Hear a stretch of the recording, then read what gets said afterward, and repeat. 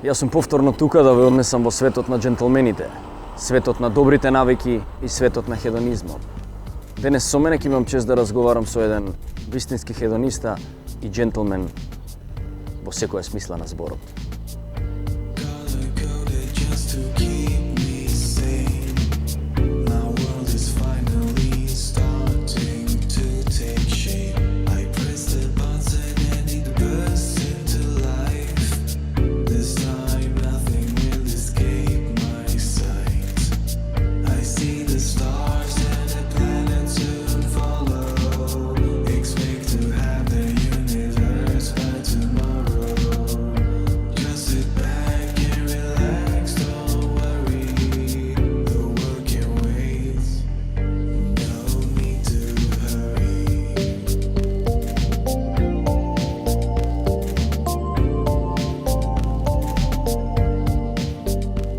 Почитување.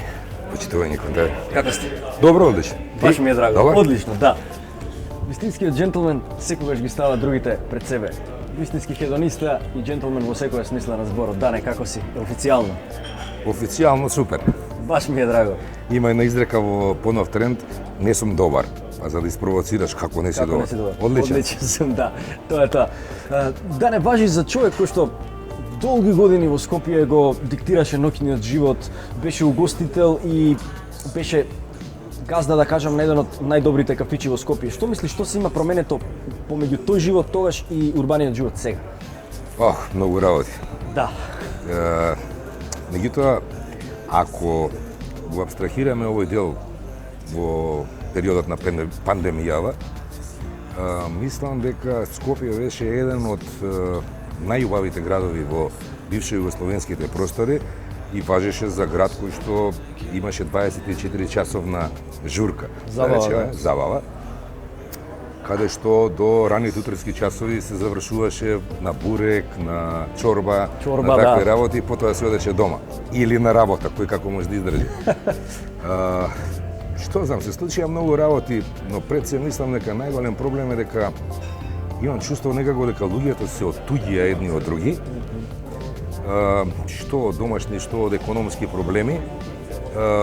Потоа тука мислам дека еден сегмент има и државата, бидејќи не знам колку луѓето паметат, имаше една немила ситуација во дискотека една во Силекс, каде што почина едно дете и од тој момент државата настапи со ригорозни мерки да се затвара сите угостителски објекти до 12 часот за викенд, а до 11 часот преку недела.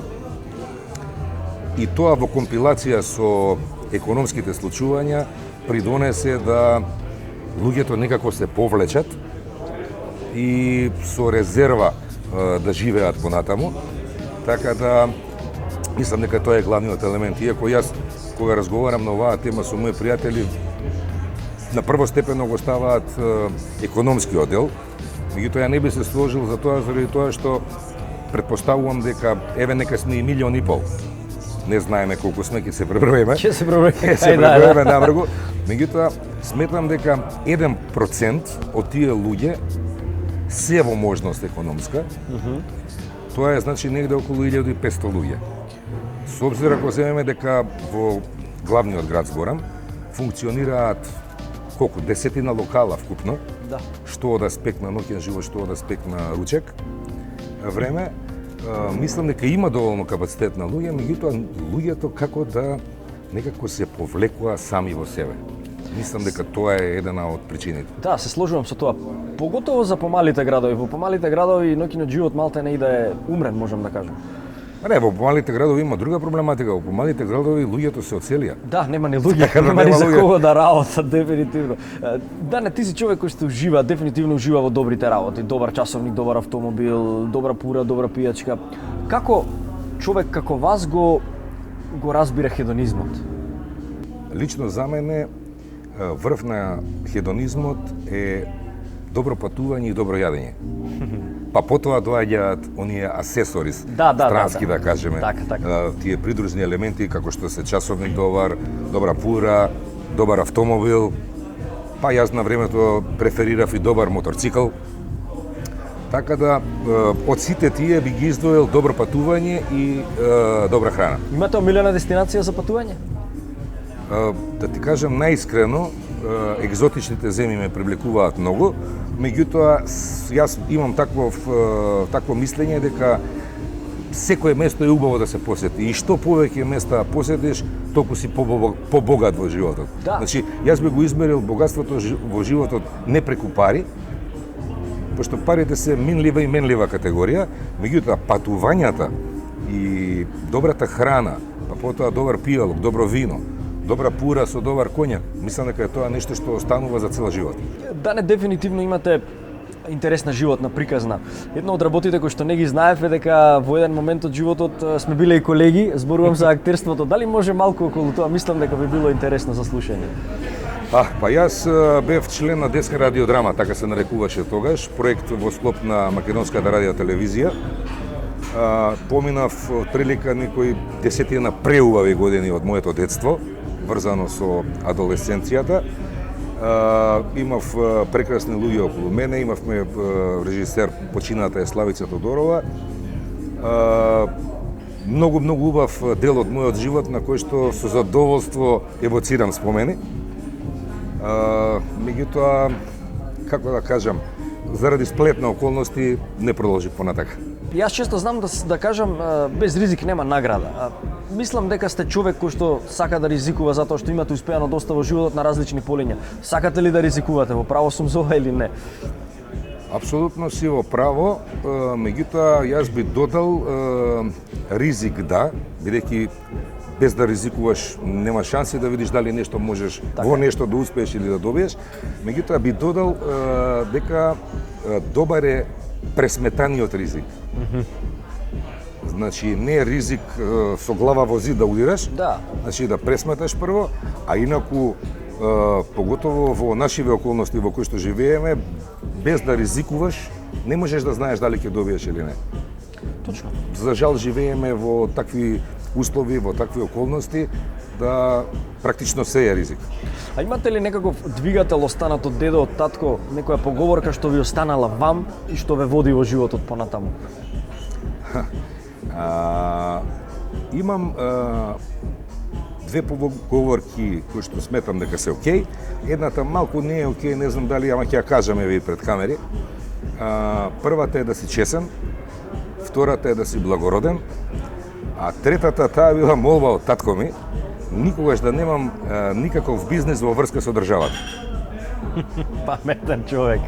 Да. Тоа беше негова замолница и јаманет некој, да кажеме.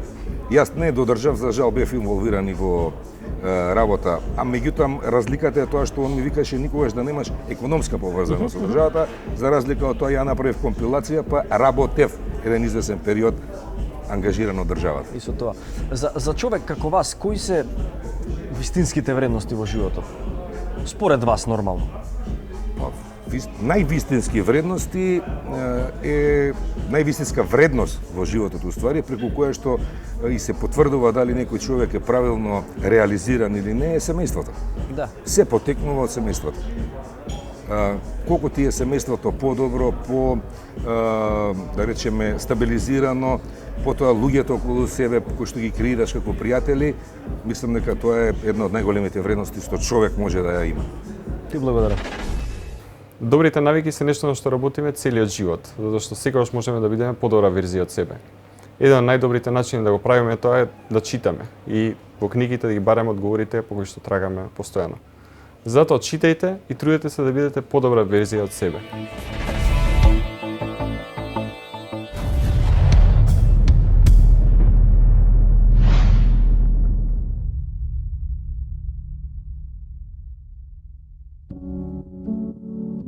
Во ова време, не време, секогаш е добро време за добро вино.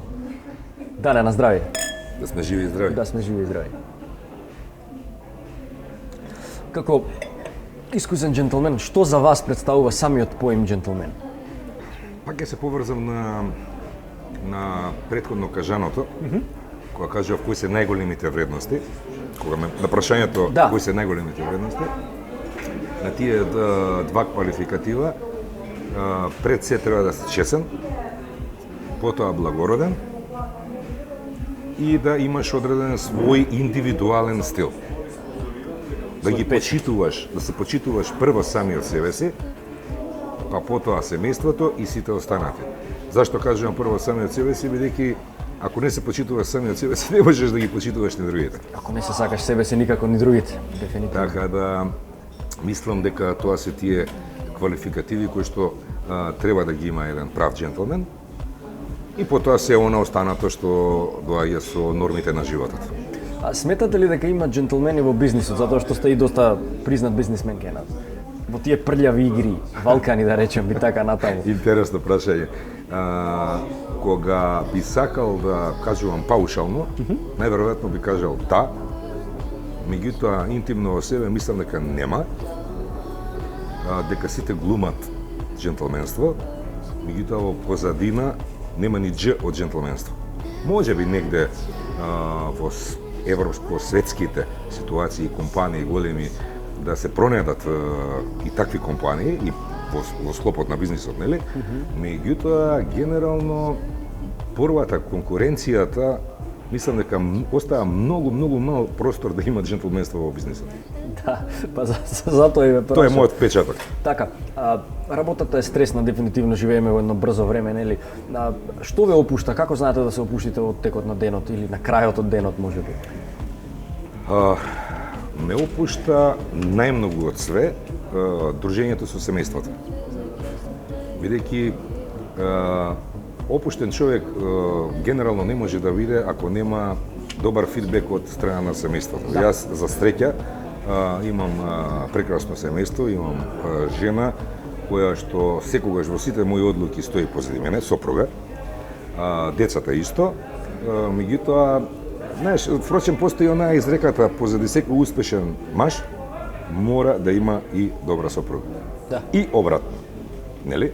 Така да највеќе ме опушта тоа, а на втор план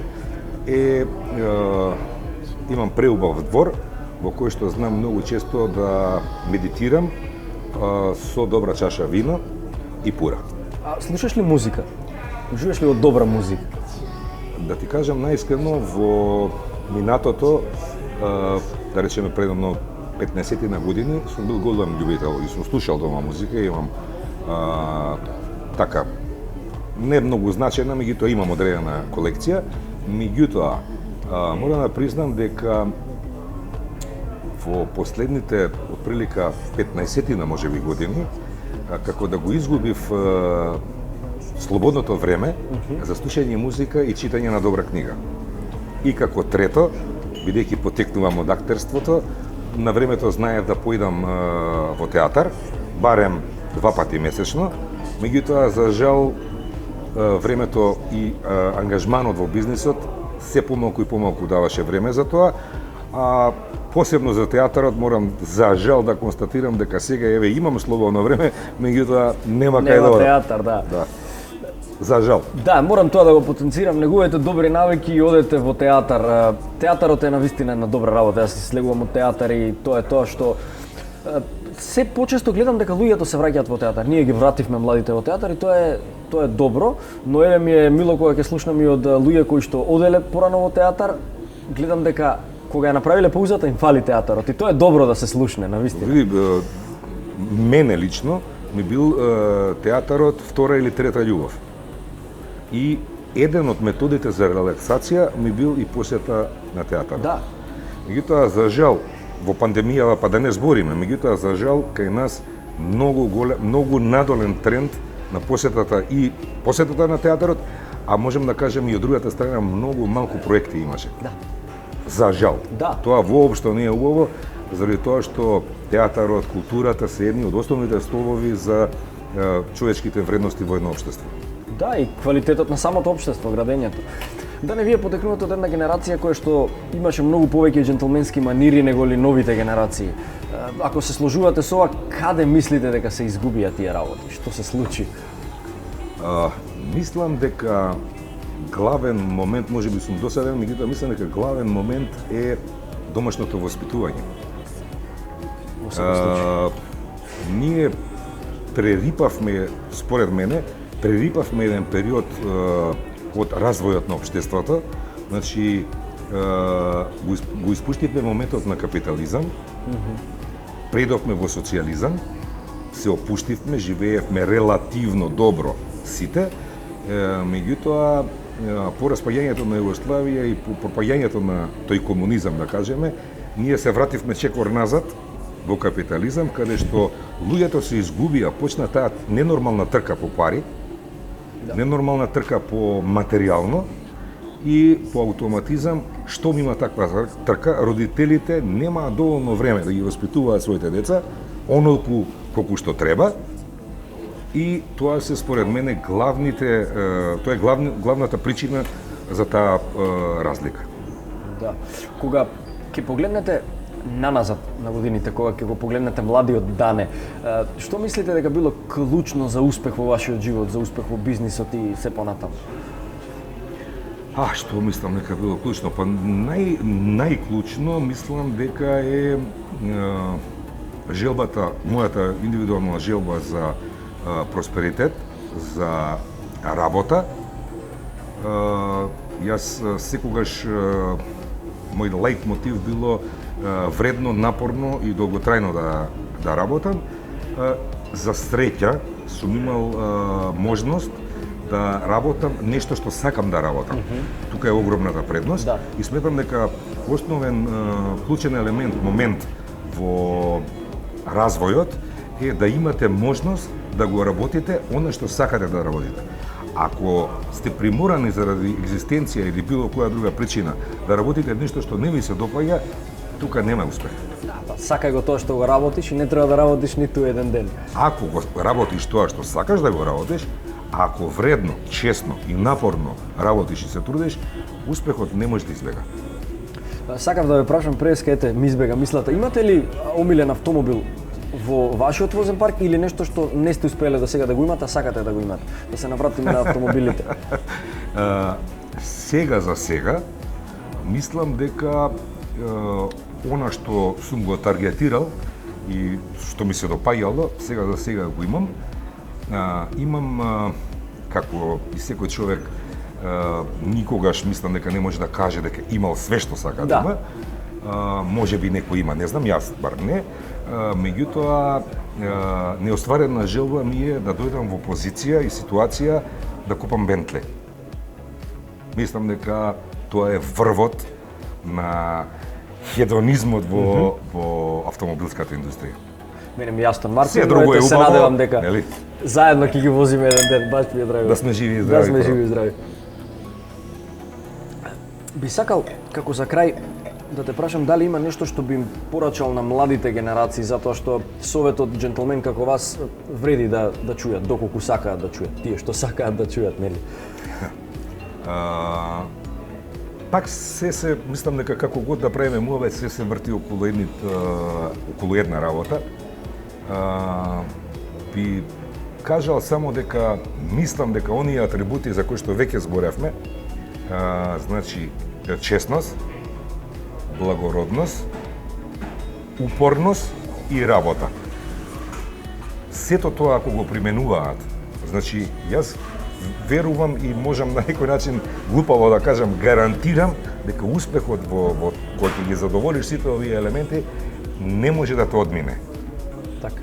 Значи, кај нас, кај младите би сакал исто да им порачам да не тежнеат веднаш да дојдат на врвот, да не се споредуваат веднаш со оние кои што дошле до одреден стадиум на врв на хедонизам, на джентлменство, него да го градат тоа постепено. Се што е брзо, на крај завршува неубаво. Значи, како што кажавте, чекор по чекор, спроведувајќи ги овие елементи што ги кажав, нема шанси да не успеат. Со неколку зборови кажана и сега скоро зговорев за тоа дека кога не ја криеме вистината, вистината е таа што ослободува, нели, на поврзаност на сите тие работи. Ми беше драго што ми бевте гостини и што си направивме ваков убав муавет. И мене ми беше драго. На здравје. Да се жив и здрав. Hello, darkness, my old friend. Често слушаме дека читањето на книги е добра навика. Научниците потврдуваат дека читањето книги влијае и на физичкото и на менталното здравје. Тие бенефити може да се забележат уште во детството и да траат целиот живот. Денес, Многу млади луѓе, за жал, сметаат дека читањето книги е хоби на интроверти, слаби и асоцијални луѓе. Сепак, тие се во голема заблуда, бидејќи не читајки, тие се лишуваат себе си не само од задоволствата што секоја книга може да ги обезбеди, туку и од различните позитивни ефекти од читањето. Науката ги потврди со силни факти тврдењата дека читањето книги носи многу придобивки, особено кога станува збор за емоционалните и интелектуалните капацитети на мозокот. Може да ја загубите работата, имотот, парите, дури и физичкото здравје, но никој не може да ви го одземе знаењето. Читањето книги не само што ни помага да го задржиме постојаното ниво на знаење, туку и го прошируваме. Со читање, ние постојано го снабдуваме нашиот мозок со нови информации и никогаш не знаеме кога ќе ни требаат во животот. Колку повеќе знаење имаме, толку сме поподготвени да одговориме на различните предизвици со кои се соочуваме во животот. Колку повеќе читате книги, толку повеќе нови зборови ќе најдете во вашиот речник. Поширок речник и можност за убаво зборување ја зголемуваат вашата самодоверба.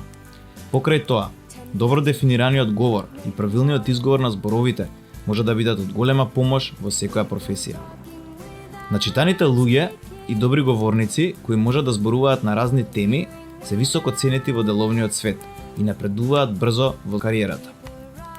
Не само што стануваме попаметни со читање, туку нашиот ум станува поостар.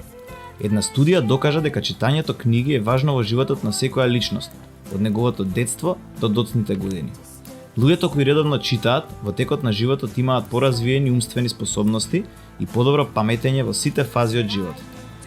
Во модерниот свет, во период од 5 минути, просечно лице го насочува своето внимание на деловните задачи.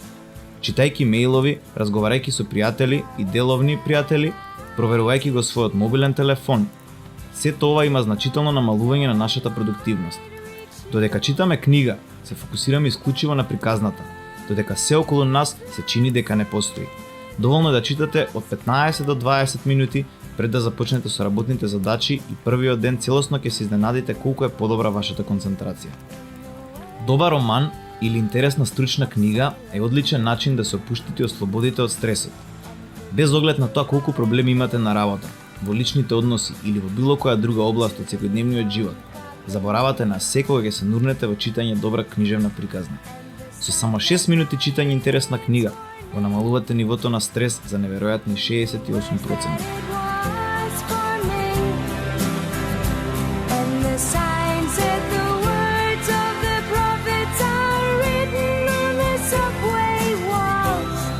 Соба без книги е како тело без душа. Оваа соба овде и овој човек што седи спроти мене се скроз контра од самото тоа. Луѓе кои што се полни со душа, се луѓе кои што обожаваат книги, а да не речам имаат и своји книжари. Боја, како си? Одлично, фала ти. Ти како си? Баш ми е драго, супер, баш ми е драго што си еве конечно мој гостин и за таа прилика ќе ти посакам добре дојде и да наздравиме. Сакам да те прашам, Бојан, како е да се бавиш со една од поблагородните професии со книгата? Па искрено да кажам, имам таа среќа да го работам ова што го работам. Затоа што, како што знаете, Три е семеен бизнис, во самиот бизнис, односно во самата работа, уште како од деца. И лично за мене, од секогаш, уште од првиот ден кога сум видел како се работи во издавачка куќа и што е всушност тоа што го прави издавачката куќа, сум решил дека тоа ќе ми биде моја дефинитивна животна определба и тоа што би сакал да го работам. За среќа го работам тоа и ден денес и ете, работата и полека оди напред. Да продолжи со тоа, јас ќе ти порачам. Колку мислиш џентлменски е да се читаат книги дефинитивно? Колку ти сметаш дека тоа е навистина така и го практикуваш тоа? Па, секако дека е џентлменски, дека е многу важно човекот покрај надворешно да го негуи внатрешното. На тоа ние инсистираме и секогаш мислиме дека една од мисиите ни е да го акцентираме тоа преку нашата работа. За среќа може да видиме дека многу луѓе, односно во Македонија се чита и дека луѓето имаат однос кон книгата и го негуваат тој однос. Се разбира, секогаш има простор за напредок, секогаш може да се чита повеќе, да се чита подобро, поквалитетно.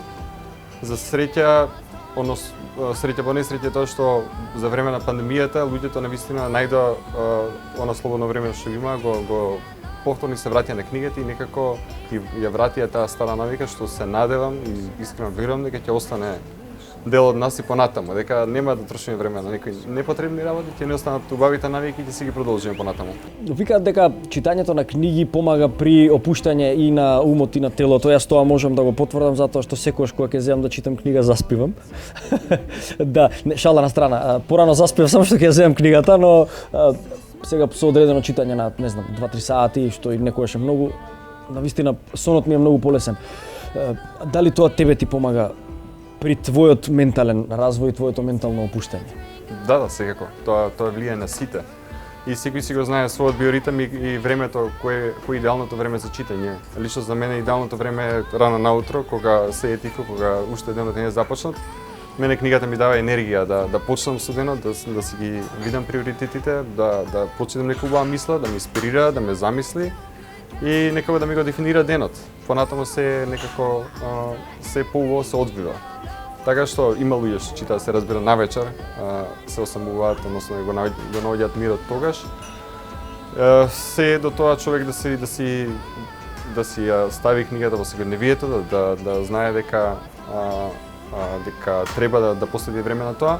Многу е важно исто и да ја најде вистинската книга, затоа што вистинска книга не се испушта лесно на раце. Кога ќе почнеме да читаме, нека книга дури не држи цела ноќ будни. А се сложиш ли со тоа дека книгата не пронаоѓа нас, а не ние книгата? Делумно се сложувам, затоа што искрено мислам дека треба човек многу да чита, треба да чита и она што можеби не му се допаѓа, па преку тоа да си го дефинира својот вкус, затоа што книги има илјадници, милиони, а писатели ми исто така толку. Тоа што треба е да човек да си го знае својот вкус, односно тоа што му бара, да речеме, душата, и се разбира да експериментира, односно да ги чита книгите, да чита што можно повеќе книги, затоа што секоја книга, дури да речеме под наводници да е лоша книга, човек може нешто важно да научи, многу повеќе отколку да го посвети времето на некоја да речеме, непродуктивна активност, гледање телевизија, така натаму. А кажи ми, имаш ли ти омилен жанр на книги што ги читаш? Мислам дека тоа низ годините ми се менува. Верувам дека така и со другите луѓе. Одреден период од животот сум читал повеќе белетристика, класици кои што, да речеме, во младоста ме дефинирале, ми го дефинирале вкусот, нели тоа е нешто што мора човек да го прочита и убаво е да го прочита во одредено доба од животот. Понатаму вкусот еволуира и таа потреба, например, некогаш имате потреба да прочитате нешто што ти ме насмее, па бирате книга од Вуди Ален, да речеме. Да. Некогаш сакате да размислувате за работи, за деловниот живот, односно за успехот, тогаш ги читате книгите што се зборуваат за таа тематика, така што верувам дека за секое расположение, за секој момент има посебна книга, а нормално има книги што се за сите време и за секогаш. Имаш ли омилена книга на која што се навраќаш во текот на твојот живот? Се разбира, имам повеќе омилени книги, една од нив е На пат од Џејк Керуак, таа ми е останата книга од младост што секогаш се навраќам. Го обожам Достоевски, го обожам Мураками, да речеме, тие книги, тие писатели, мислам дека целиот живот ќе сакам да ги читам и препрочитувам. Се навратив на една книга од Оноре де Балзак која што ја читав многу одамна како дете, се вика Шагринска кожа и многу топло би ја препорачал на сите таа книга затоа што тогаш беше читањето со едни очи, а сега е дефинитивно со други. Дали веруваш дека негувањето на добрите навики влијаат во развитокот на една личност, во успешноста на развитокот? Книгата не е само книжевност, книгата е нешто пренесување на знаење, книгата е инспирација, книгата е медитација, книгата има многу различни страни и мислам дека независно каков живот живеете, сепак во вашиот живот можете и би требало да го вклучите тоа. И тоа не зборам читањето на книги, можеме да читаме и други работи, меѓутоа читањето како активност е нешто што не оплемено, нешто што ни огради, што ја гради личноста во одредена доба и што не развива целиот живот, затоа што реално, мислам, ние како луѓе би требало да се надградуваме постојано да се градиме и да се редефинираме себе си, да учиме нови работи, да сваќаме исто многу нови работи, така што мислам дека личноста да биде комплетна треба постојано да инвестира во себе и да се надградува како интелектуално, така физички, здравите навики, сето тоа мислам дека оди во пакет. Да. А без која книга не би загледал на Пуст остров? Без нека многу голема. Да, некоја војна и мир, нешто, злостори, казна, нешто. Браќа Карамазови може би бил изборот. Или Идиот од Достоевски. Одличен Тоа избор. секогаш може да се чита тоа. И за крај би сакал да те прашам што представува за тебе поимот джентлмен? За мене джентлмен значи некој што поседува вистински вредности. Некој што негува однос се негува себе си, меѓутоа и инвестира многу и во околината и во луѓето околу него и представува добар пример за сите. Така што джентлменството него сметам како некоја добра појава, туку нешто многу повеќе содржински, некој што влие и што ги подобро работите во околината и е инспирација за другите. Да се трудиме да бидеме джентлмени. Јас ќе ти посакам да продолжиш да го правиш ова и фамилиарниот бизнис, да го правите тоа што го правите, затоа што вие сте еден храм за душевна храна, така да секоја чест за работата и продолжете. Ти благодарам.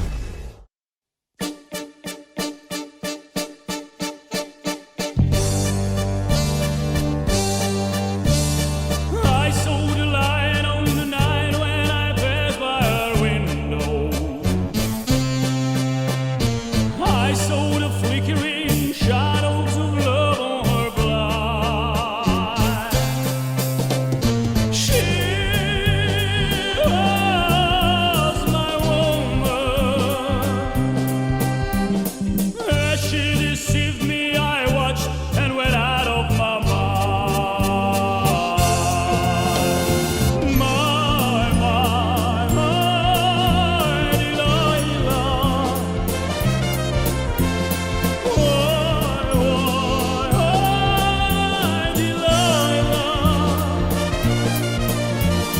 I could see that girl was no good for me, but I was lost like a slave that no man could free.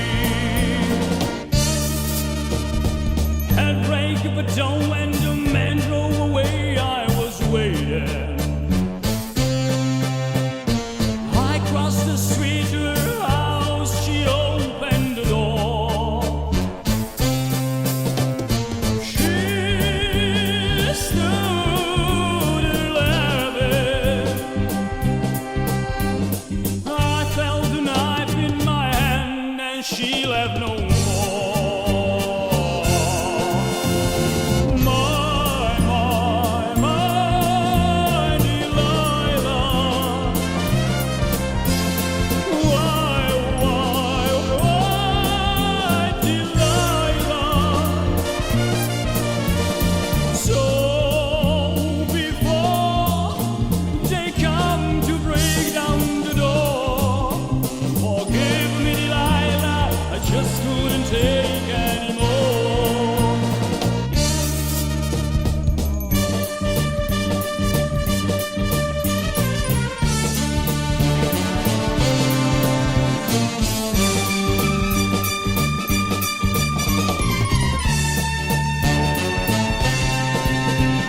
She stood there laughing. I felt the knife in my hand and she left no more. My Delilah. Oh, why, Delilah? So before they come to break down the door, forgive me, Delilah, I just couldn't take anymore. Forgive me, Delilah, I just couldn't take anymore.